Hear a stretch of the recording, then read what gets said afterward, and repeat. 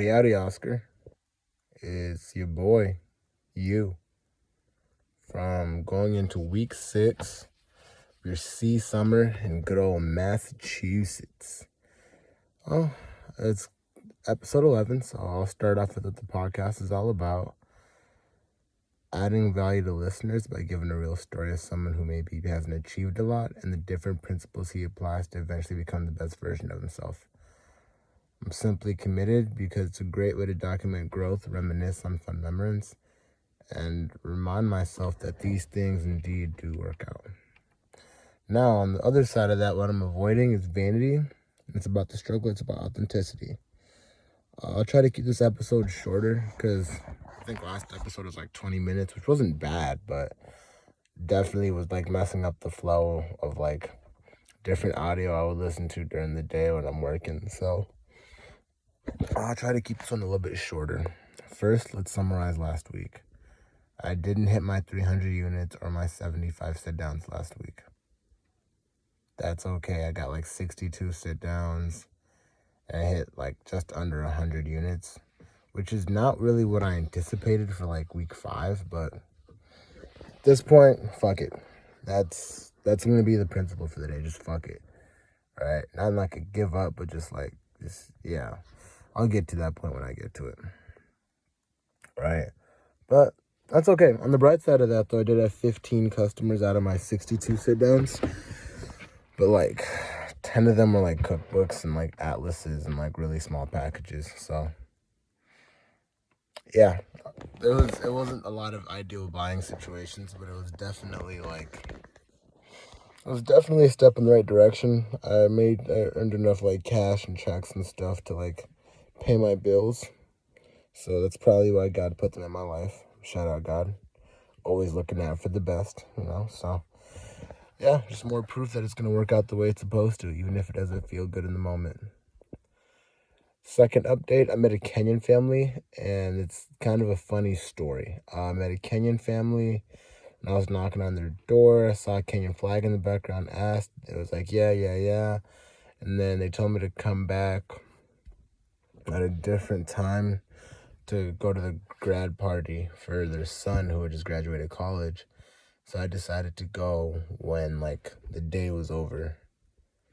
And so I wanted to come back and see if I can, like, do a sit-down with them or whatever. But, like, it actually, like, was, like, a full-on grad party. So I wasn't even able to, like, really do much. I think I showed, like, a cookbook or something. I don't know. I think I, like, had a BS demo. Then I just sat down and ate and chatted it up with everybody that was there. But it was good to be around other people that were, like, not book people. It was good to just like it was like a good little reset. It just kind of took my mind off of selling and just made it all about just chilling with people and having a genuine connection. And it just wasn't about money. It felt like family. It was a really good, needed time. I know God put that in my life for a reason. That could mess around and be the theme for the week because of how much I'm saying it, right? The third thing is kind of like not even like a anecdote. It's just like something I noticed. So I'm recording this way later because it's actually based on this. It's actually related to this point. I don't like living with other people that much. Like, I really do like just being by myself and having every mess that's there be my mess, and having everything that's good in the area be like my good, something that I put there for an intentional, practical purpose. And that's more of a comfort zone thing, hearing it out loud. It's more just like I'm more comfortable when everything is set up the way I like it, which is obviously okay, but maybe not like the most growth-minded mindset. And I also will say that, like, these first years ask so many questions, and it's not like technical stuff that I can like answer. A lot of times it's just like, hey, what are you doing? Oh, that's super cool. What do you, and it's like, bro, you don't gotta be asking me all these questions. I don't know. I don't want that to be like me nagging out on a podcast episode, but what the lesson that can be learned from that is like, I just gotta learn how to like be more patient with people. I think I'm just so caught up on my own stuff, caught up in like my lack of production, caught up in like a lot of things that I'm taking seriously that at the end of the day don't matter all that much. And as a result of that, I'm having a much shorter strand of patience than what I usually have for other people.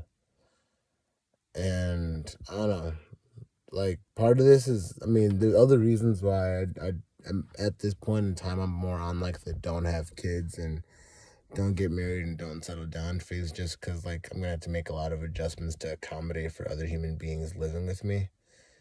And that's just not something that I have a lot of like skill in. I'm pretty patient in most things because I can separate myself from whatever I'm looking at or talking to or whoever. Like it's just their business. But when I'm like living in it, it's like it's my business too. So that's definitely something that I got to work on. Don't like living with other people. I don't know how this week is gonna go. I don't know like what the plan is. I know tomorrow I'm planning on setting up like a storage unit and doing a bunch of like stuff in the morning just so that when I can like set up a shipment and get some books and get everything squared away. But like with all that being said, for the summertime I gotta learn how to live with other people. But maybe this is like a sign that like in my future it wouldn't be a good idea to like cohabitate with any other individuals anymore. I just find a way to like rent something by myself or whatever, you know. The fourth update is news came out that Kevin committed suicide. He shot himself in the head. That's how he died. It's crazy. I don't want to get too deep into that. I covered a lot of it last week, just kind of the principles you can learn off of like the idea of death. Nothing to really learn from his death itself except check in on the people that are around you, call, see how they're doing, love on them, set up time to like hang out with them, you know, and just let them have an outlet through you. I'm not there's a lot of things that I'm not good at, but one of the things that I am good at is relating to people. And so I think if there's one skill that I have that I can utilize and send and help other people with, it's just checking in on them and seeing how they're doing and asking questions and encouraging and empowering them. Maybe with Southwestern people, it's like a different thing just because, like, it's business and sales at the end of the day. But, like, with people where it's like a more of a personal connection, I don't mind spending that time. So that's something that I'm going to delve more into this week. This week I'll find somebody and just check in on them, and I have their number and just see how they're doing and just love on them. Or maybe just like make it a goal to like send somebody new like just an encouraging text, you know, or like just thinking about you, just want to check in, see if you're okay or something like that. Because you never know where people are at, where people can be stressed out or whatever, and sometimes people just need someone to lean on or to talk to or to vent to. And I'm okay sacrificing my schedule a little bit just so other people can have a safe space. And the fifth update is it'll all work out. Yeah, it'll all work out. Yeah. All the problems. I didn't really have too many problem solving incidents this week. It was more like just go to work, go back to work or whatever, but it'll all work out. This too shall pass. This summer of like struggling and not really getting the results that I want to get, it's going to pass eventually, you know. Each day I got to be grateful for, but I can't really be fixating on it. I just got to understand that it's going to pass. For good, for better or for worse, it's going to pass. So, yeah. Going on to that, here's the principle for the week. Listen closely, Oscar. Fuck the results. Fuck them. Fuck the units, bro. Fuck the units. Just based on the numbers and numerically, it's the end of week 5. It's mathematically improbable that you're going to hit your unit goal. Like, you're not going to leave this summer like, oh, I'm proud of myself for selling X amount of units. That's very unlikely to happen. Just being super blunt, honest. I don't want to speak negativity into you or into me or whatever like inception angle you want to look at this from. Fuck this. Fuck the results. I'm giving up on my unit goal. I'm not gonna hit 3,000 or 4,000 or 5,000. I might not hit growth. There's a lot of things I'm not going to hit. But fuck, I'll be damned if I end the summer and all I did was focus on sales and I failed. I'll be damned. Like, what the fuck, bro? Imagine going out for 16 weeks, signing up for 16 weeks, not hitting your unit goal, which is whatever. Everyone has those years, everyone has those moments, everyone has those points in time where they don't necessarily hit the goals that they want to hit. But imagine if you do all that and you don't even come out a better person, bro. Jeremy Alcazar talked about this in his part. It was like at a kickoff event or some shit like that. But brother, imagine investing all this time and energy there just to get some money that you don't even get back. And then at the end of it all, you're not a better listener. At the end of it all, you're not more patient. At the end of it all, you're not a better person. You're just a person that spent 4 months in a different state failing. Like, what the fuck? What the fuck are you doing, bro? You gotta find different ways to measure your success. Cause like fuck the units.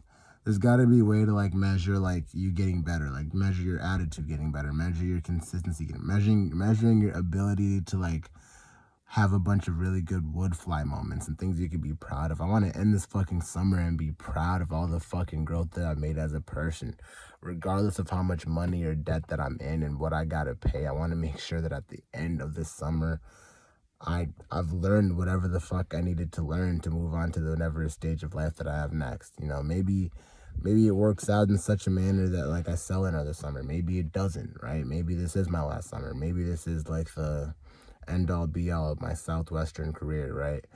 But even if it is, like why the fuck would I want it to end in such a manner where I say like I didn't learn anything from this last summer? You know, I've witnessed and talked to people like, I'm not gonna mention names, but there was somebody last year who like I'm pretty sure didn't come out again simply because he was frustrated from his lack of results, right? And a part of you is to judge you. You got to work on your judginess and your ability to just kind of relate to people from like a person to person basis kind of thing.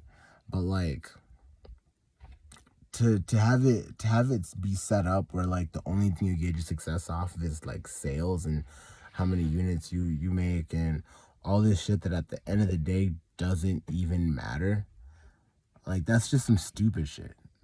I don't want to get too deep into the soapbox, but like, fuck the results, bro. Have that be your self-talk for the week, bro. Fuck the results. Don't even keep track of units. Fuck the units, bro. Go in and just talk to people. Relate to people, man. Fuck the numbers, bro. Fuck the numbers. You're gonna get your demos probably. If you don't, big whoop, bro. Like, fuck it. But like, I want you to fucking end this week, end every goal period, to be able to confidently say that I did the best I could. Now, obviously, like, you could be really fluid about it, but then the problem with fluidity is, like, if there's no rigidity within it, the fluid is not going to serve its purpose. It's just going to be dispersed and useless. You know, water on a table isn't as useful as water in a cup, right? So we got to have, like, at least some numerical values to measure our success with. So, yeah. So, we're going to focus on 3 things. 1, how many good buying situations I put myself in, and have a personal best in and have it be the personal best in how I measure my successes, right? Now, good buying situations doesn't mean like they buy. It's just situations. You know what I mean? It's like good buying situations is like mom is home and mom is engaged with what you're saying. Mom and dad are home with the kids. I meet a family and I'm sitting down with the family. How many family sit downs can I have? I'm not gonna trip about like meeting old people or whatever. I'll try my hardest to like meet families. I'm not even gonna set a crazy goal on like that, but I just like have one of the 3 things that you set your success on be how many good buying situations are you in? Like, how many times are you like at the close or at the demo with someone that's just as engaged with you as you were trying to be with them, right? The second thing is how unshakable my attitude is all day, regardless of who has said and done what, right? We said it in the last episode. We're going to say it again. There's going to be stretches. There's going to be stretches. You hear me? There's going to be stretches. There's going to be stretches of the day where people are short with you. There's going to be stretches of the day where people aren't the nicest to you. There's going to be stretches of the day where people maybe aren't home. There's going to be stretches of the day where maybe the opposite is true. Maybe people are home and people are nice to you and people are super cool with you, right? But like, that's just a representation of life. There's going to be periods of life where everything's working out and periods of life where like everything isn't working out. And like, is it Peter's law or whatever? It's like everything is gonna go, everything that can go wrong will go wrong, right? Like that there's gonna be stretches on both sides of those extremes, right? And part of the argument, the I will be master of my emotions, part of that is like learning how to be the same person in the highs and the lows. That's part of what we do when we learn. That's part of the reason why we're 1,000 miles away from our families, to learn stuff like that and be able to apply it in our personal lives, right? So the second thing, fuck the results. How unshakable is my attitude all day, regardless of who has said and done what? Damn, it's gonna be another 20-minute thing. Fuck it, right? The third thing is just regular sales talk. CSD. We had a whole episode about casual, simple, and duplicatable. Then you got punched in the face by Miss Jones, and let me not start using book field terminology, but like, you got punched in the face by fucking the book field, and then you just completely switched and started making shit all technical, just like you did last year. And look at the results you're getting, just like you did last year, not doing what you know you can do, right? Like, commit to the regular fucking sales talk, saying names. Like, don't make these complicated ass stories. Just say whatever the fuck you gotta say in the most succinct and simple fashion as possible.